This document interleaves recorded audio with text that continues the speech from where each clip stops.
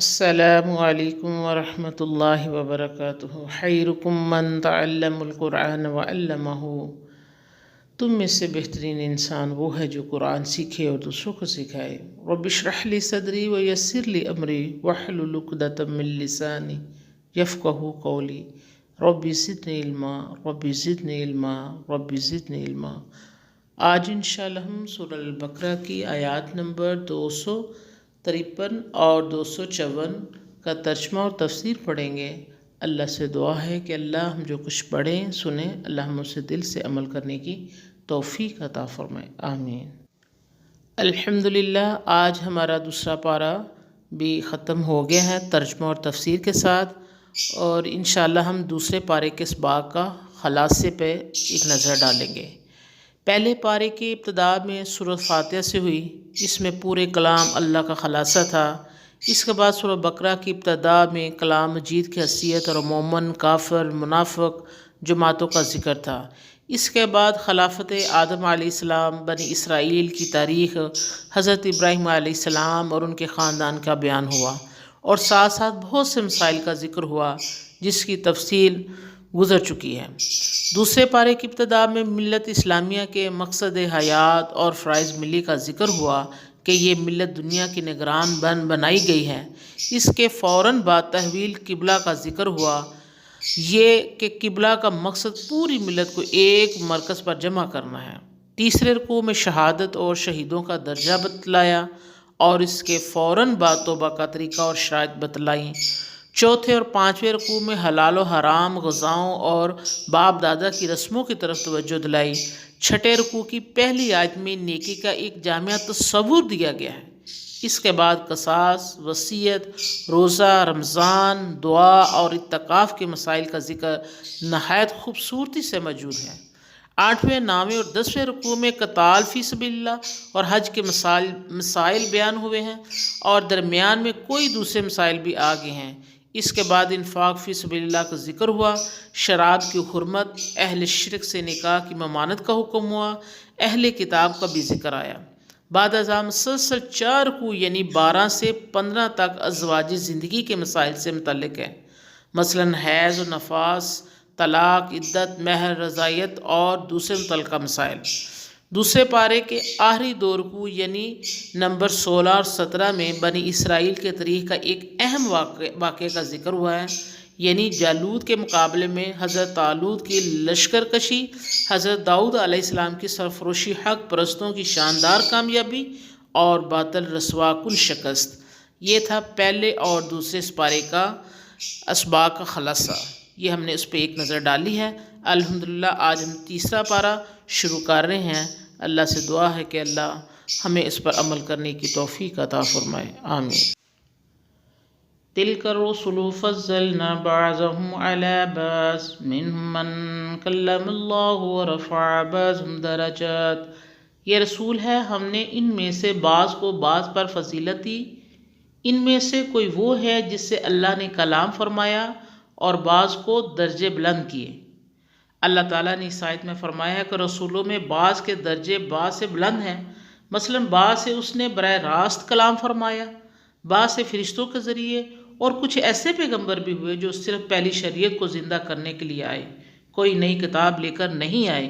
قرآن مجید میں ایک دوسرے مقام پر آئے لا نفرق بین احد منہم، ہم ان میں سے کسی کے درمیان فرق نہیں کرتے۔ اسے مطلب یہ ہے کہ جہاں تک رسالت کا تعلق ہے ہم کسی کو چھوٹا بڑا نہیں کہتے، لہٰذا ان دونوں آیتوں میں کوئی تضاد اور اختلاف نہیں ہے، بلکہ دونوں اپنے اپنے محل پر درست ہیں۔ بحیثیت مسلمان ہمارا عقیدہ ہے کہ جب سے دنیا کا وجود ہوا ہے اس وقت سے آج تک ہر زمانے میں اور ہر امت میں نبی مبعوث ہوئے، وہ سب ایک ہی خدا کا پیغام لائے، ہر ایک کا پیغام اپنے اپنے زمانے میں واجب الاطاعت تھا۔ ہم ان سب کی سچائی پر ایمان رکھتے ہیں۔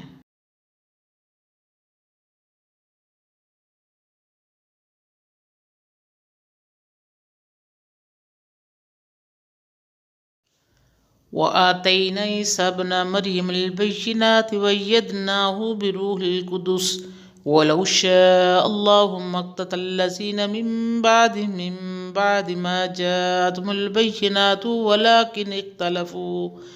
ولكن اختلفوا فمنهم من آمن ومنهم من كفر ولو شاء الله ما اقتتلوا ولكن الله يفعل ما يريد۔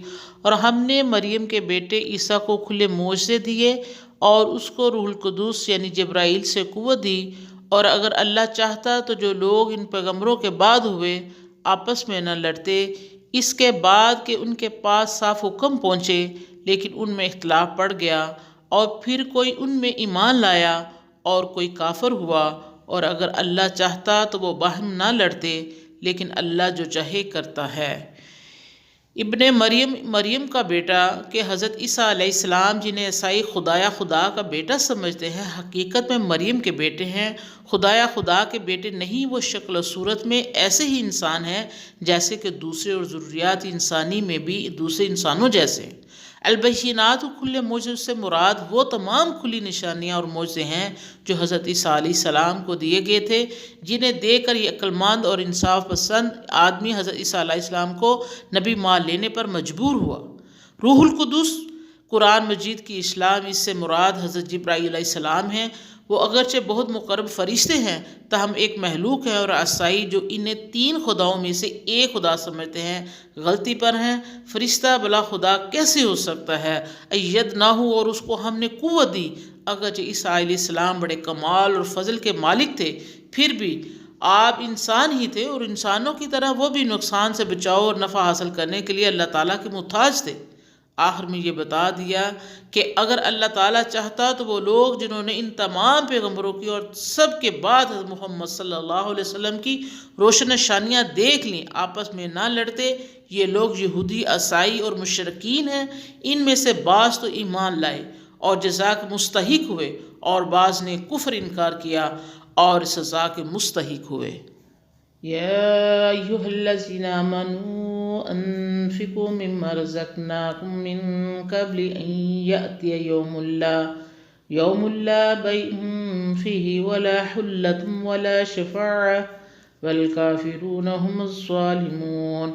اے ایمان والو، اس میں سے خرچ کرو جو ہم نے تم کو دیا اس دن کے آنے سے پہلے کہ جس دن نہ خرید و فروخت ہے، نہ اشنائی اور نہ سفارش، اور جو کافر ہیں وہی ظالم ہیں۔ اس صورت میں اللہ تعالیٰ نے عبادات اور معاملات کے متعلق بہت سے اہم بیان فرمائے ہیں۔ ان تمام نیک کاموں میں سب سے زیادہ دشوار کام جان اور مال کی قربانی ہے، اس لیے بار بار ان کا حکم آتا ہے۔ ان کی محبت ہی انسان کو گناہ کی طرف لے جاتی ہے۔ حضرت طالوت اور آپ کے دشمن جالوت کا قصہ بیان کر کے اللہ تعالیٰ نے جہاد کی اہمیت جتا دی اور لوگوں کو حکم دیا کہ حضور صلی اللہ علیہ وسلم کے ارشاد کے مطابق اللہ کی راہ میں اپنی جانیں قربان کریں۔ سامان جنگ خریدنے کے لیے مال وزراء کی ضرورت ہوتی ہے، اس لیے اللہ تعالیٰ نے جہاد کے حکم کے ساتھ ہی مال خرچ کرنے کی بھی تاکید فرمائی، اور یہ بات واضح کر دی کہ ایمان والو، تمہیں دینے والے ہم ہیں۔